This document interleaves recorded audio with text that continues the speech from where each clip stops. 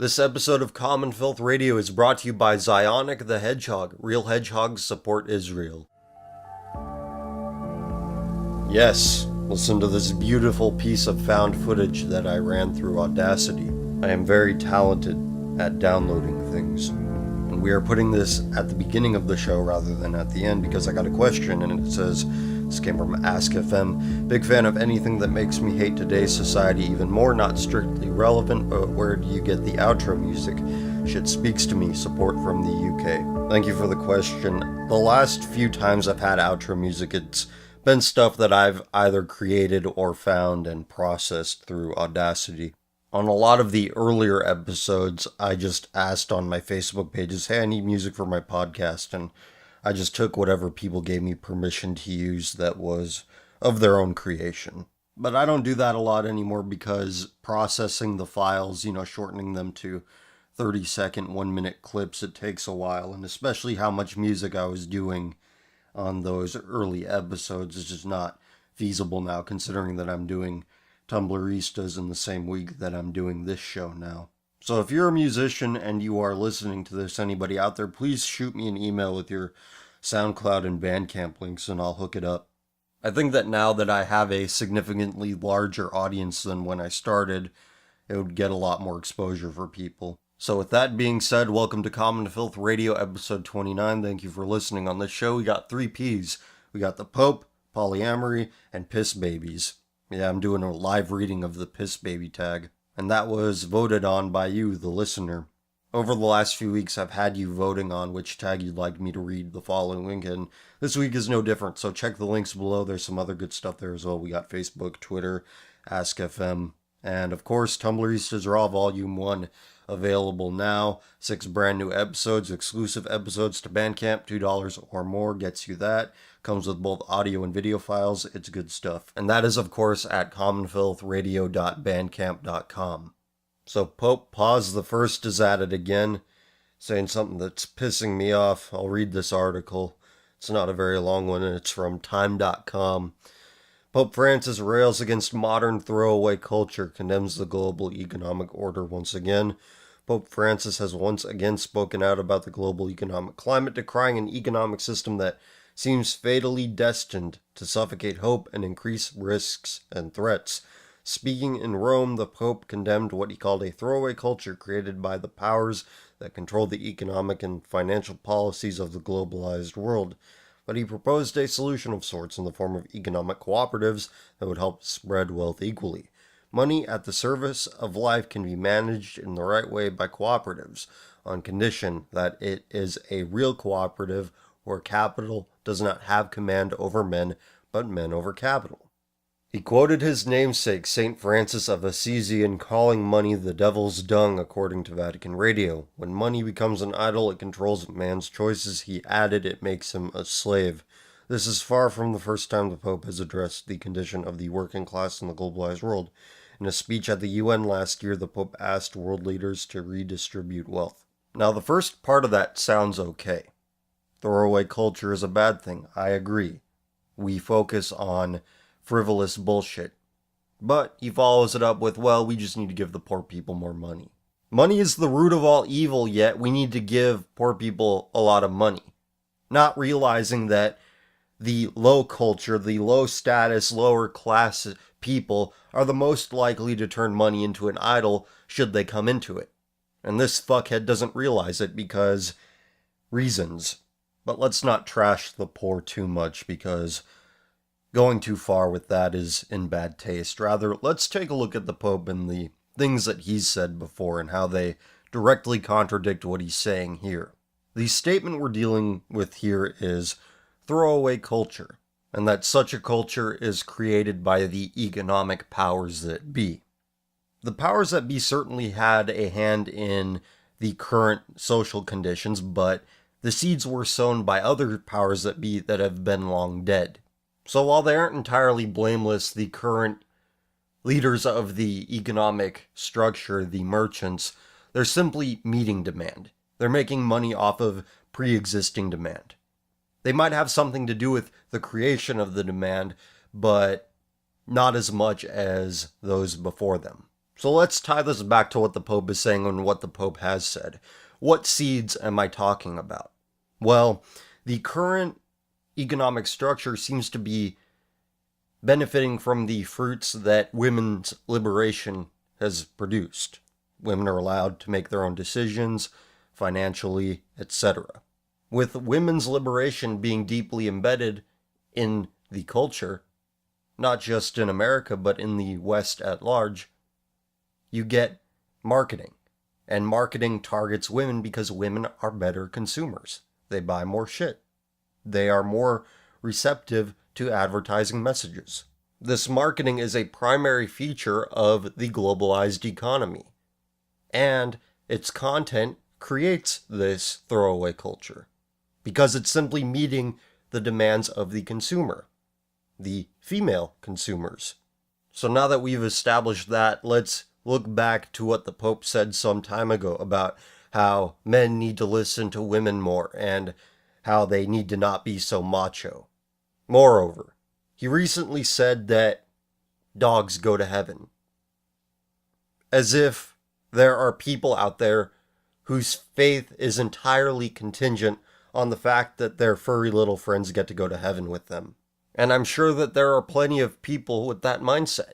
But what he should have said, if your faith hinges on this one fact, whether dogs go to heaven or not, you need to reevaluate what is important in life, what is really important in life. I don't think this man is smart enough to realize the contradictions between what he is condemning and what he is preaching. Because as it stands, he is complicit in promoting the throwaway culture. He is to blame for promoting it within the Catholic Church. For somebody who apparently knows all of the ins and outs of the life of Christ, of the Bible as a whole, he sure is clueless about human nature. But that's to be expected. He is a geriatric virgin after all. Or who knows, maybe he's a different kind of non-virgin. I'll stop right there. You can fill in the blanks. If this boy, were serious about ending the throwaway culture, he would say basically what I just said. Quit spending your money on stupid shit. Quit giving your money to those that have too much of it. And who cares if your dog goes to heaven or not? It doesn't matter. He would say, men, be leaders for your women. Do not allow them to substitute branding and marketing for your guidance that they so desperately need. So from one dipshit to the next, from Pope Paz to Dan Savage, who covered this story about an Australian judge ruling that polyamory is not a sexual orientation. A woman lost her job after her employer, a social services organization run by the Catholic Church, found out that she was polyamorous. She sued, claiming that poly is a sexual orientation and that her firing amounted to illegal discrimination. But the court found against her. From the Sydney Morning Herald, Justice Salvatore Vasta dismissed the coordinator's appeal on the basis it had no reasonable prospects of success. He found being polyamorous was sexual behavior and not sexual orientation, which involved something far more than how one behaved sexually. Sexual orientation is how one is rather than how one manifests that state of being. The manifestation of that state of being can take many forms. Just as Vasta said, he rejected the woman's argument that sexual behavior was a subset of sexual orientation, saying it could lead to absurd results.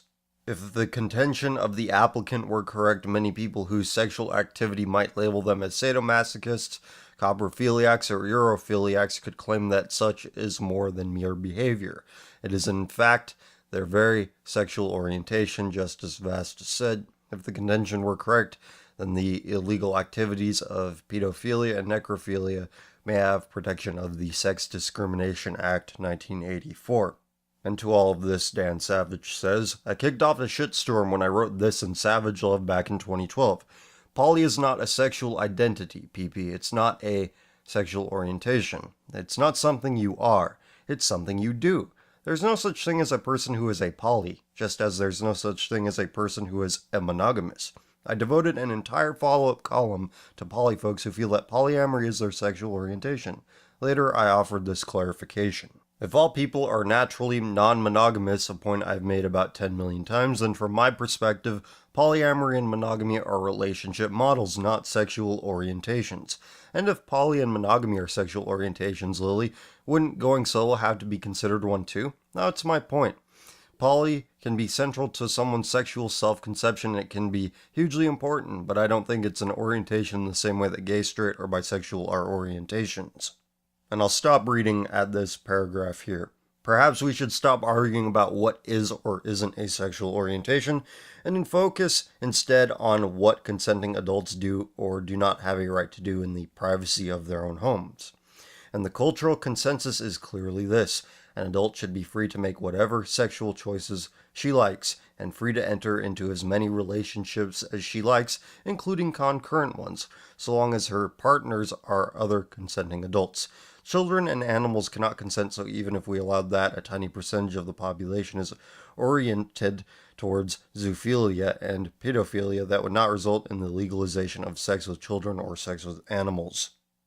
But we should all be able to agree on this: your employer should not have the right to fire you for your private and legal sexual conduct or the way you choose to structure your love life. I think that goes out the window if you're working for a religious organization that expects a baseline level of moral conduct from its employees, you stupid fuck. Do these people not understand that when your salary is subsidized by the church has a perfectly reasonable expectation to say, no, that's not okay. We don't want that being funded with the money we give you. If you want to have an employer who's okay with your aberrant sexual behavior, go work for Burger King or Chipotle or Amazon or Google or any other organization. They probably have some outreach programs. They'd be perfectly happy to have your ass. But no, you want to work for the church so you can blow their minds. Yeah, I blew their minds with my horrific behavior. This dumb fuck gets paid to write this shit. This horrible shit that makes no fucking sense. What is the difference between an orientation or a behavior? Homosexuality is a behavior. You're not a homosexual if you don't engage in homosexual behavior. So how is it any different from being polyamorous? That's a behavior. This is all just behaviors. We don't exist in homosexual bodies. We exist in heterosexual bodies. That is how we reproduce. And notice the language being used here. Polyamory. We don't call it monoamory. It should be called polygamy and monogamy. Those are the quote-unquote relationship models, even though polygamy isn't really a relationship. That's just being an indiscriminate whore, one way or another. And that includes both men and women. And a mild correction for the sake of honesty here, Savage does say that a sexual orientation is a biologically rooted condition that does not change. Again, that's bullshit, but for the sake of honesty, he does define it. But there is one part of this article that cannot be disputed, and that says this: the cultural consensus is clearly this: an adult should be free to make whatever sexual choices they like and free to enter into as many relationships as they like, as long as their partners are consenting adults, etc. If I may borrow a millennial phrase, here's why that's a problem. It's not as if the consenting adults are making decisions that are of any importance. They do not lead to growth.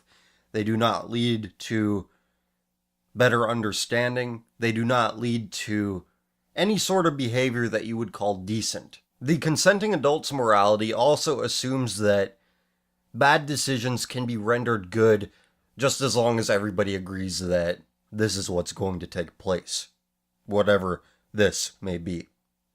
It's like this. It's like a guy saying, hey baby, you're going to sit on my dick while I'm driving. We're going to have car sex. Don't worry about it. I'm a good driver. I got this. The car in this analogy is representative of these people's lives. They think they got this, but they're going to crash and burn because it feels good. They're going to be so far up their own ass with pleasure and tingles and all this shit that they are going to crash and burn. They are not aware of any future psychological and or emotional effects this is going to have on them and the people around them.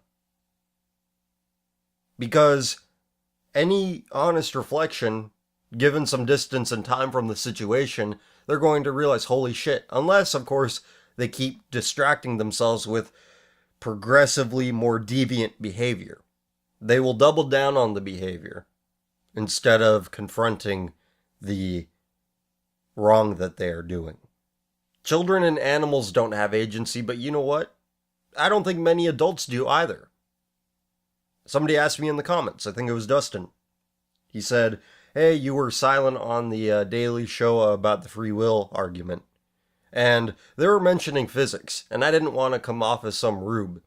I don't know shit about physics, so I sat that one out. But if I have to say one way or another, I can't. I'm on the fence. Because I have a hard time accepting the fact that people are determined to lead a life where they're just looking up their own asshole all the time and seeing what makes it feel good. But you know what? That's an ugly thing, and that's probably the truth. If you're an atheist, I get it, you believe that there is no guiding hand belonging to God, and you don't believe that the universe is under the jurisdiction of God, and with that being established, he can do whatever the fuck he wants with it. I get it if you don't believe in all of that, but guess what? I do. Given that I subscribe to theism, I suppose that believing in free will would be rather silly.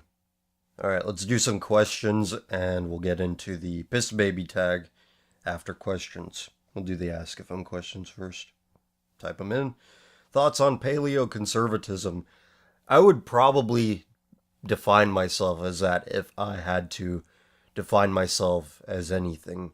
I've said before that Pat Buchanan has been an influence on me, so we'll consult Wikipedia. I had it preloaded here.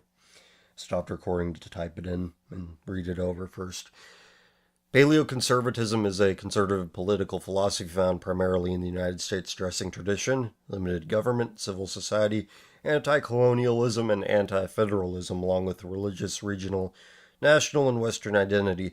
The only thing that I would disagree with there is limited government. I think that government should take a more proactive role in specifically regulating, not making establishing these broad powers for itself. But we'll read on here before I get into more of that. Paleoconservatives in the 21st century often highlight their points of disagreement with neocons, especially regarding issues such as military interventionism, illegal immigration, and high rates of legal immigration, as well as multiculturalism, affirmative action, free trade, and foreign aid, all of which they oppose. Yeah, I'm opposed to all of that shit too. It's like I'm not down in Los Angeles for a reason. It's like you want to live willingly amongst La Raza. It's fine if you are La Raza yourself, but if you're not, get the fuck out of there. La Raza. More like Mucho Raza. But yeah, I think that there is a weird aversion to the government regulating specific behaviors. I'm opposed to them establishing broad powers for themselves. I already said that. Like, hey, multinational corporations, we'll give you a fair tax rate in exchange for you not exporting labor.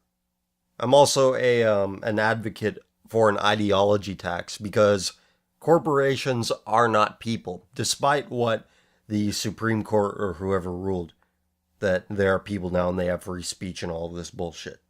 No, their only purpose is to make money. It's not to transmit a social ideology and infect the culture which allows them to exist.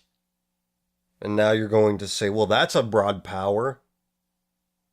To which I say, trust me, there are specific things I have in mind.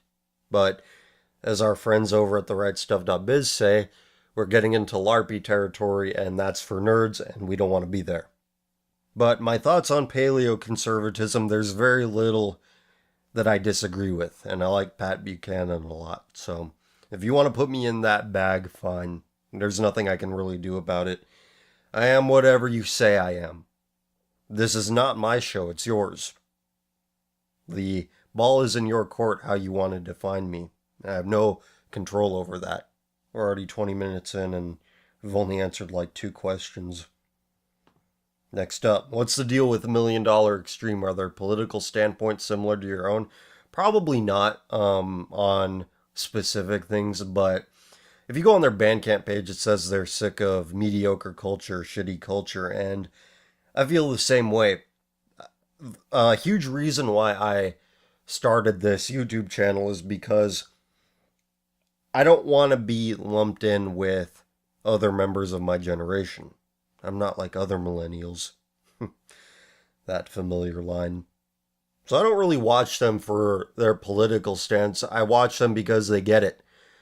They get the futility of modern life. They get the bullshit that we are going to be defined by.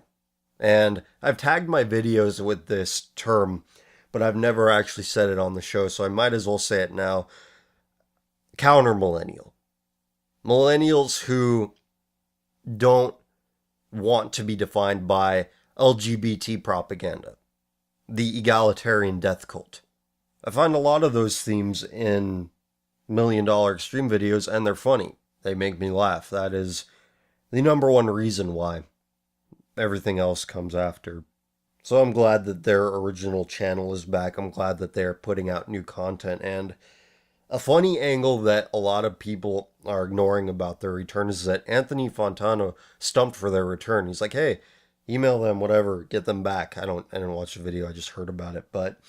And we all know, we've established that Anthony Fontano is an idiot. He was posting pro Michael Brown, Ferguson shit, and the first fucking video that $1 Million Extreme uploads after their reinstatement is the "you might be Mike Brown if," that stand-up routine, which I thought was the funniest thing. It occurred to me after the fact, and it made me laugh just as hard as the video did. Next question here. What actually makes someone a KV beta in the first place? And how can they get out of this mentality and change themselves to become normal? KV beta. I have to find out what KV means.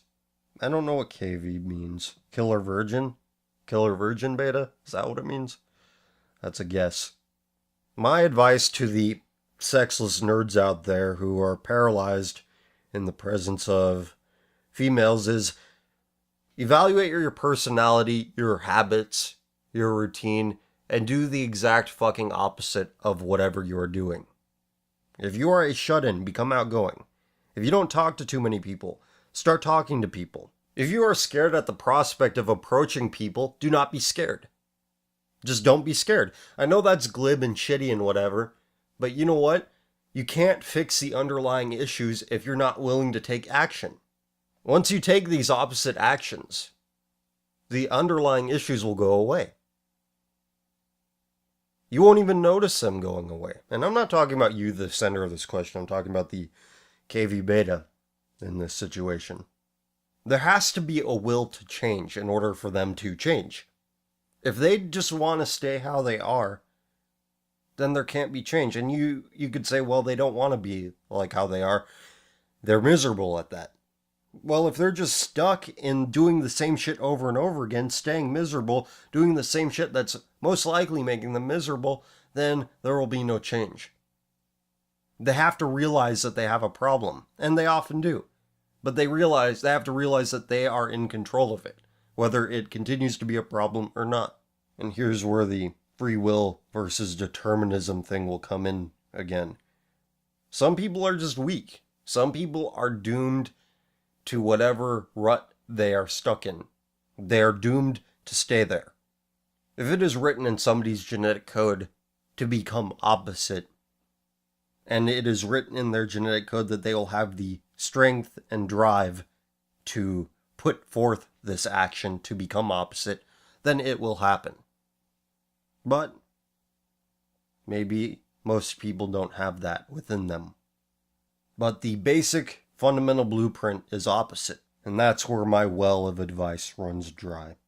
Next up, would limiting voting to the highly intelligent fix democracy? I don't believe that I have to repeat myself with regard to the subject of the failure of universal suffrage. I've said before that I'm not opposed to limiting voting to those who can own land.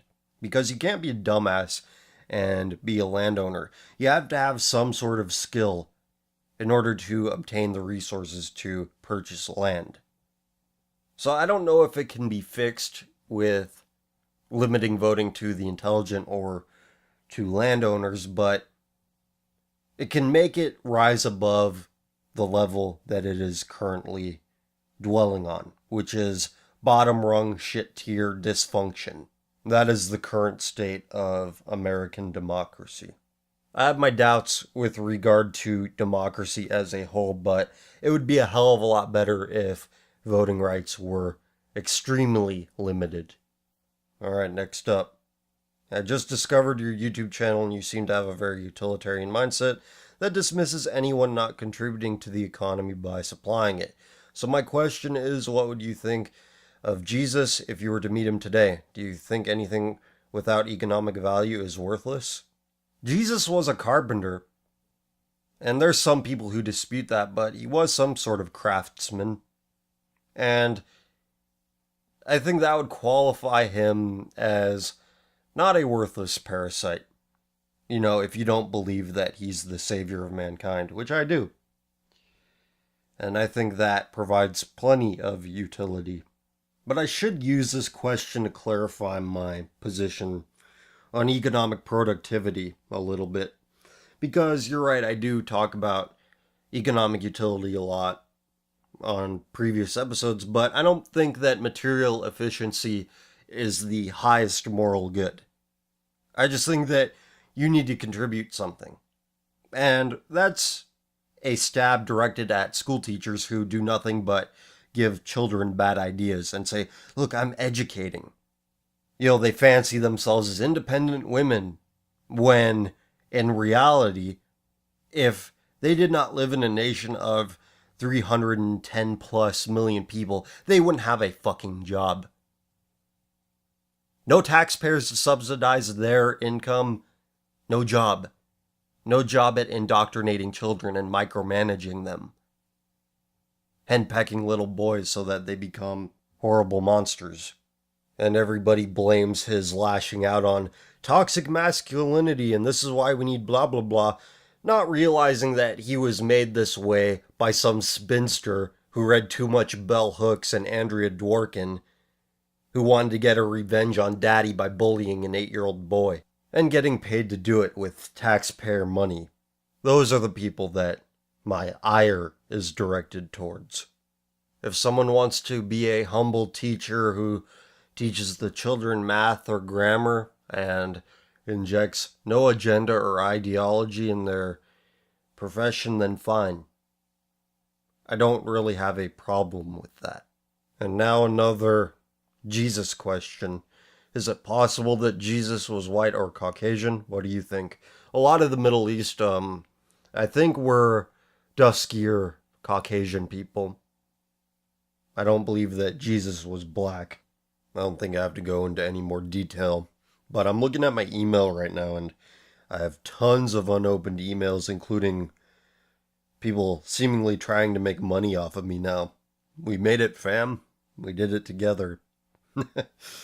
Let's do the one from white supremacy memes, because I like to hear from my Tumblr fans. There we go. Sorry if you have already answered this or a similar question before, but 30 podcasts is too many to sort through to look for the answer. What do you think of YouTube podcasters of a similar mindset? Ed Est, Davis Arini, Aaron Clary, Bernard Chapin, Ramsey Paul, even Brother Nathaniel and Stefan Molyneux. Hello, men of the West. Hope you're doing well. See, I don't do a good Molyneux, but I have my deep disagreements with some of those guys, but I completely agree with Ramsey Paul on almost everything, I think, and Ramsey Paul as well. Bernard Chapin, I don't watch as often as I do Ramsey Paul or Brother Nathaniel, but every time I've watched his videos, I've enjoyed them quite a bit. and I enjoy his personality.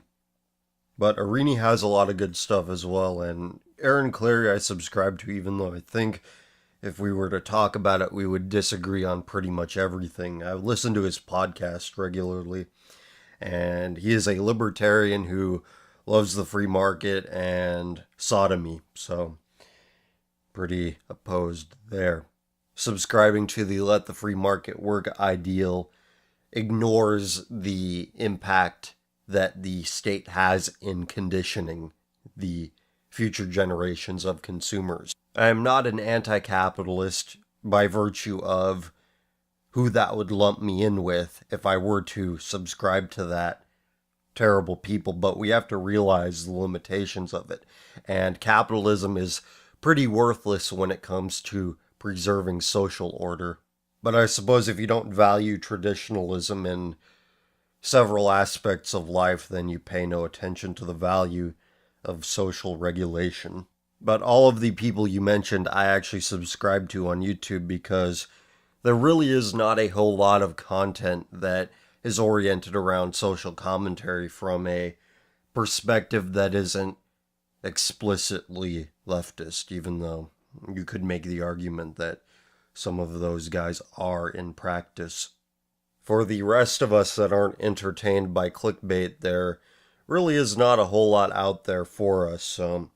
That's a part of why I do what I do. I produce, 45 to 50 minutes of content a week on average, and I wish it were more. I just don't have the time to do that. So if any of you have an interest in doing a channel like this, please do it. I will follow.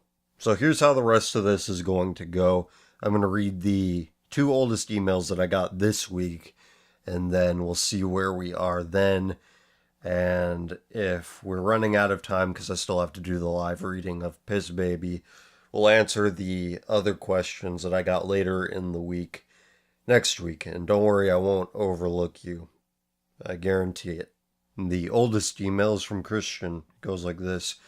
Hey, Filth, it's been a few weeks since I've asked a question, so here you go. Is Europe salvageable at this point? It seems like Europe has to be diverse while Asia stays Asian and Africa stays African. At this rate, it seems like in a couple hundred years, white people will be no more. And 2, what are your opinions on the next presidential possibility?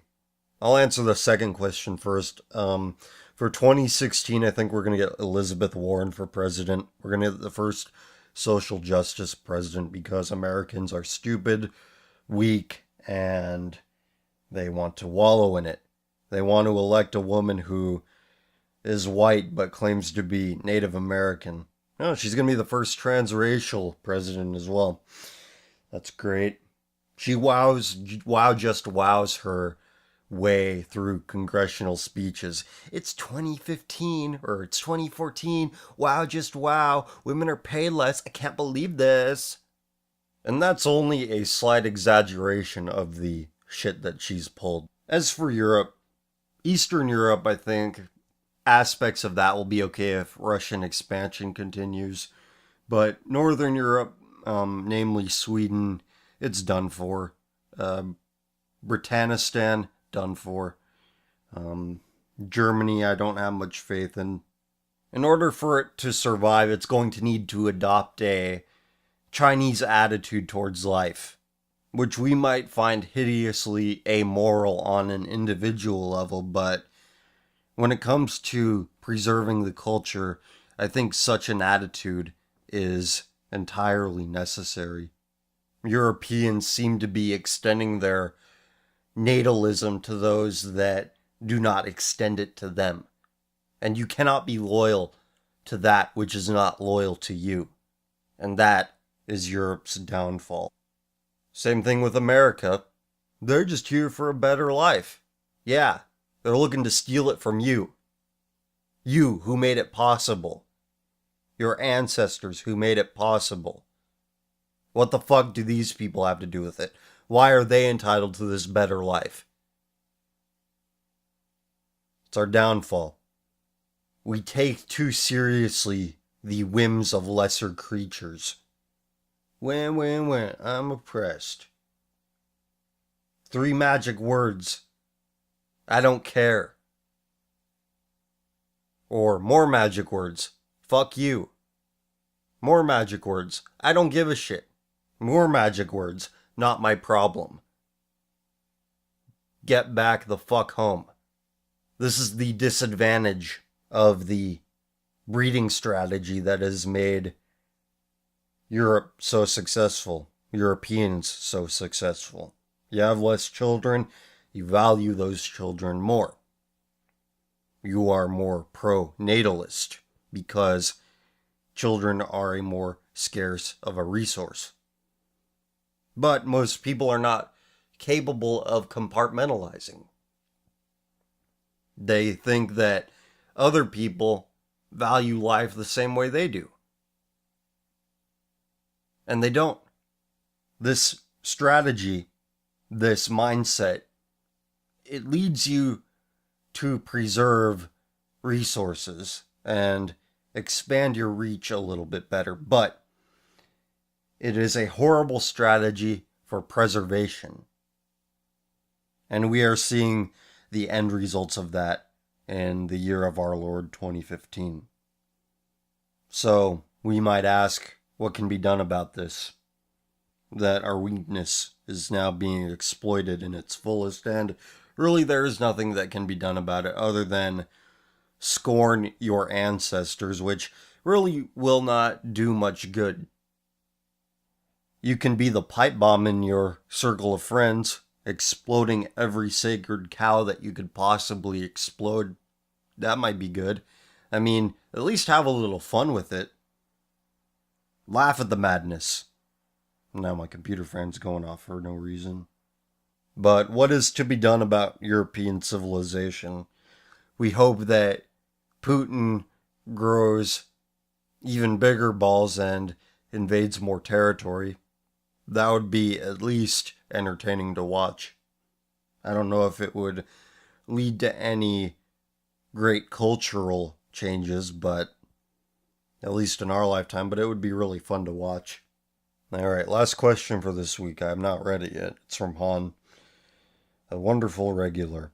Another one of my male friends told me this a while ago, but when he was in 5th grade, he had a gay male teacher, which I find odd and a bit unsettling to have a homosexual man teach kids in elementary school. What are your thoughts on gay/lesbian teachers and this odd situation? Also, thanks again for your show. It has really gotten me interested into writing books that deal with the topics you discuss and other people ask on the show. Look forward to it in the far future. It'll make it the near future. Put your all into it, and it will happen sooner than you would think.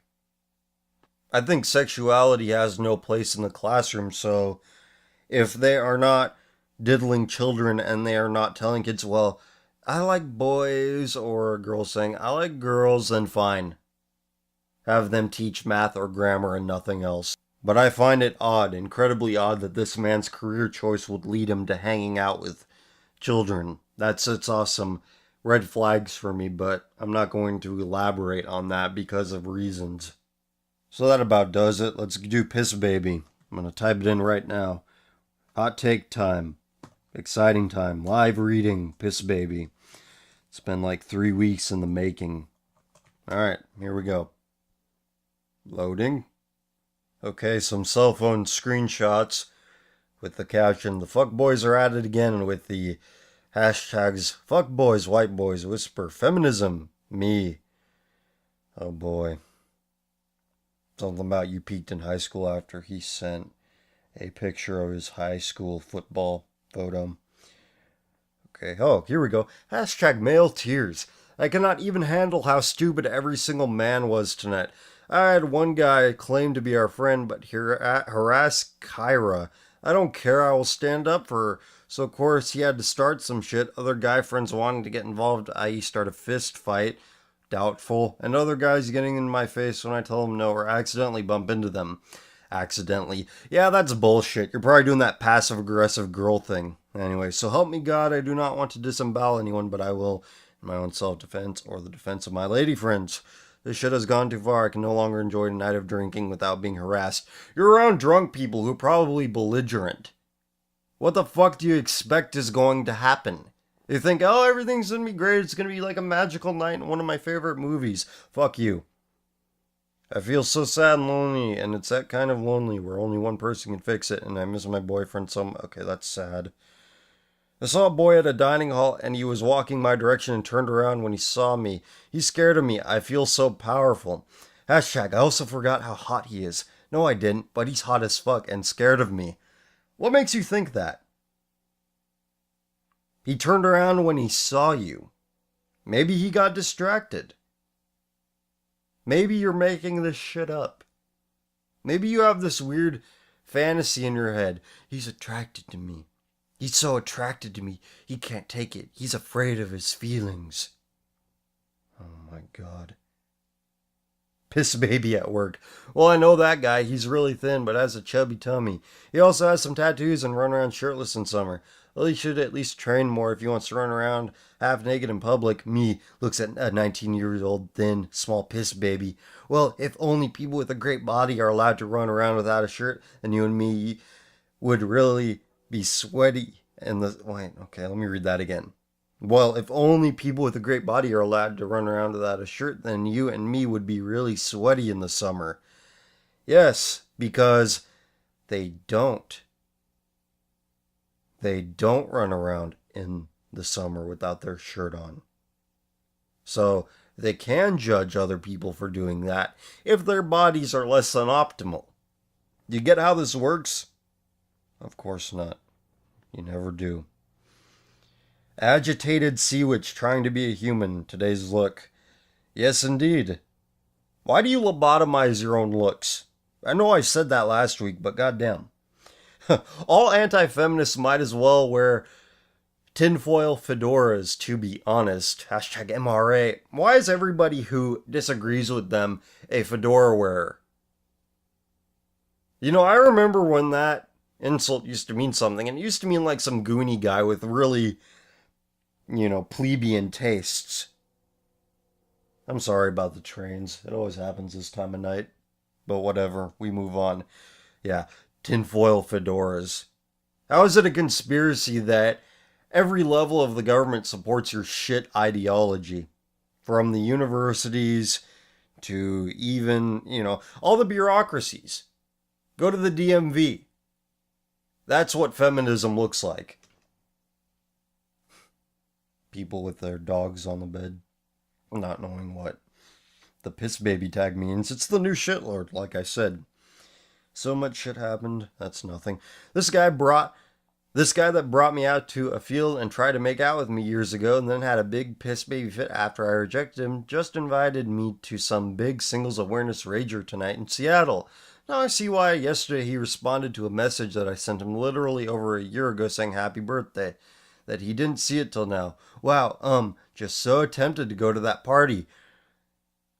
You sent him a message and you're complaining that he's responding to it. Maybe he wants to make up with you. Maybe he wants to say, hey, that wasn't cool of me. Maybe he's looking to repent. It's somebody with a horribly ugly illustration, and it's like, oh, look at this guy. He has a trucker hat on, he's drinking Monster, and he has tattoos. Okay, then. I'm just scrolling through right now. Piss boy, noun. A fuckboy who's also a piss baby. Lots of fuckboys. That might have to be the next tag, except I'm not quite sure what a fuckboy is, so I can't really provide any insight. Here's a good one. Living with a 13-year-old boy, complete with angst, terrible music taste, attention span that can only be committed to video games, misogyny, and passive-aggressive sullen behavior, masquerading as a 24-year-old man is getting old. I'm fucking exhausted and getting ready to snap. Don't pull that shit with me, you motherfucker. You're here by the grace of me. How's that? Don't you forget that. See this blog description here. 28, cis AFAB white woman, bisexual, bi-romantic, supports intersectional feminist. Oh my god. Maybe the problem isn't with him, this 13-year-old boy, this 24-year-old boy. Maybe it's with you. You ever consider that? Always carry a fedora with you, so if you meet a guy who gives you this girls aren't into nice guy shit, you can give him a fedora matching to his shitty piss baby personality. That just affirms that they don't like nice guys. And why would you want one of these girls in the first place? That way, you get to be an asshole to them, they get to be attracted to you, and you get to reject them, leaving them frustrated. The ball's in your court, guys. Just be a dick. It's no wonder my dad wants nothing to do with me. Oh, that's really sad. Holy shit, guys, I had an encounter tonight with a grown man who is a fucking piss baby. I can't even deal. Honey, the piss baby is you. I always make things about myself. I'm such a whiny piss baby and so conceiting. That's such a bad trait to have. I really need to work on that. I agree. Piss baby on YouTube. Misogyny doesn't exist. We don't need feminism. Feminists are stupid cunts. Follows my every comment harassing me by calling me a weeboo. I'm not saying that word because that might get me flagged. Has Lisa Simpson as his icon despite hating feminists. Thinks America makes up the entire world. Is literally just proving my point. Is a huge dumbass. Me, an anime reaction picture. You seem more bothered by this than this person that apparently exists. The men's rights Reddit is fucking despicable. Just whiny piss babies agreeing with each other, not thinking for themselves. What, you sit in a classroom and nod with everything your professor says because she references TV shows that you watch? Let's check this girl's profile. 19-year-old toddler that still sleeps with stuffed animals. Has 4 dogs, 2 cats, and a hedgehog. Holy shit. Scrolling down. I'm losing my voice. Hashtag not all men. You're right, only a whiny piss baby meninist would do this. Hashtag I'm pretty funny sometimes. That wasn't very funny at all. I'm surprised this took so long to win because this shit's funny as hell. I have yet to run into a white dude who wasn't a huge fucking baby when it came down to challenging their beliefs or ideas. Like, seriously, fucking grow up. Do not indulge white boys 2015. Man, baby. You know, in social situations, I think the last thing people want to do is talk about their privilege and their invisible benefits and how heteropatriarchy is bad and power plus privilege equals blah, blah, blah. I just said prus, but I'm going with it. Scrolling down. I was on Clash of Clans or Kings or whatever the fuck it's called for not even 20 minutes. I posted my state in response to some other southerners and this piss baby appeared. Why? Fucking why?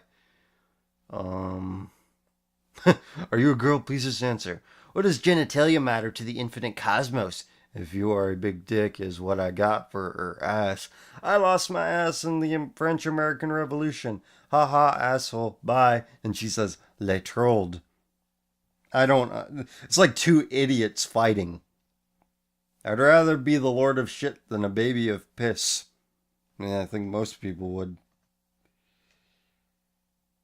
Lots of people posting irrelevant shit. When you can't watch American Horror Story because you're an over-emotional piss baby that becomes attached to fictional characters, quit watching television. Keep your children away from television. It's poison. Quote, internalized misogyny. You're a comedian, I can tell. Fuck out of my ask box. Piss babies everywhere. I'm just going to post this whenever I see a piss baby in this website. It's in this website, not on this website. We're getting into Christmas territory. It's not as popular as I thought it would be. But I've been scrolling for a while here. I just checked my time here and I'm almost to 50 minutes, so we'll go for another minute and then call it. I really don't want to go to class. I whine in spite of this basically being the last week of class before break. Fuck Thanksgiving. I can't eat a bite of my dinner without crying again. Oh my. That's really upsetting. You should seek help for that. I'm thoroughly disgusted. Like, fuck, this is my senior year. I want to make it last forever, but yeah, no, okay. That's stupid. My characters are mopey, but I reached 25k. Booyah. I don't know what you're talking about. This must be before PISSBABY became the new shitlord. Alright, I'm gonna stop here.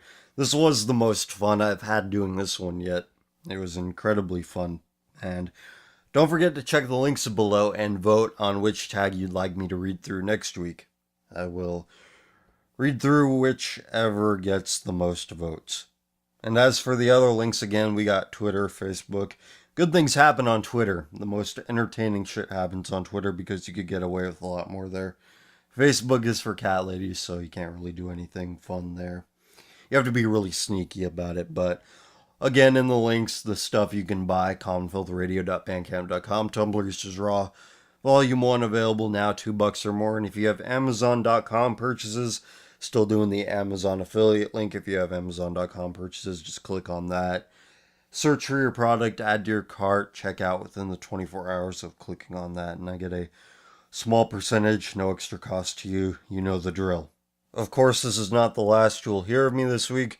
We got Tumblr Easters episode 9 on Thursday, and then I'll be back 7 days from now with episode 30 of this show. So until then, take care of yourselves, be good to each other, and let's hear some of that music.